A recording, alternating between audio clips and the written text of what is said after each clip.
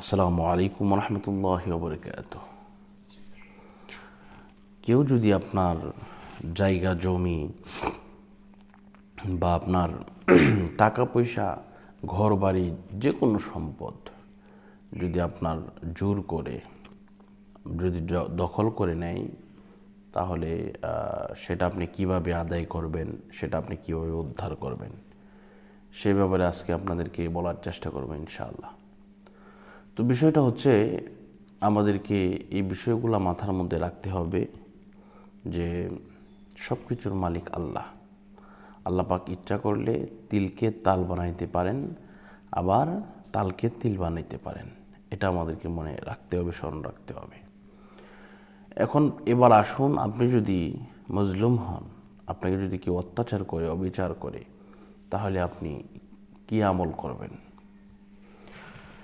আপনি প্রত্যেক দিন ফজরের নামাজ, জোহরের নামাজ, আসরের নামাজ, মাগরিবের নামাজ, এশার নামাজ সহ যে কোনো নামাজের পরে আপনি এই দোয়াটি ৯৯ বার পাঠ করবেন।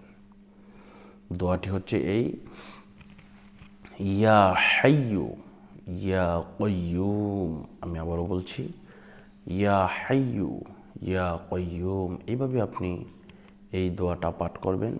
ইয়া হাইয়ু ইয়া কাইয়ুম, আপনি যদি এইভাবে দোয়াটা পাঠ করেন, দেখবেন ইনশাল্লাহ আপনার এমন অবস্থা হবে, আপনি চিন্তাই করতে পারবেন না যে আপনার পরিবর্তন কিভাবে হচ্ছে, পরিবর্তনে আপনি কিভাবে আপনি আগাচ্ছেন, কতটুকু যে পরিবর্তন আপনার হবে তা আপনি চিন্তাও করতে পারবেন না। এজন্য পরিবর্তন হওয়ার জন্য এই দোয়াটা একেবারে খুব কার্যকর। এরপরে আপনি আরেকটি দোয়া পড়তে পারেন। এই দোয়াটিও বলা হয়েছে। দোয়াটি হচ্ছে এই, আস্তাগফিরুল্লাহ রাব্বি মিন কুল্লি যামবি ওয়া আতুবু ইলাইহি লা হাওলা ওয়ালা কুওয়াতা ইল্লা বিল্লাহিল আলিয়্যিল আযীম।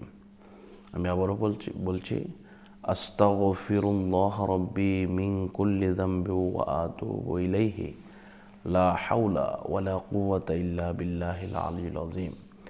যদি আপনাদের এটা এত বড় পড়ে মানে আপনি পারতেছেন না, বা এটা আপনি পারেন না, এত বড় করে পড়া আপনার সম্ভব না, তাহলে শুধু এতটুকু পড়বেন, আস্তাগফিরুল্লাহ।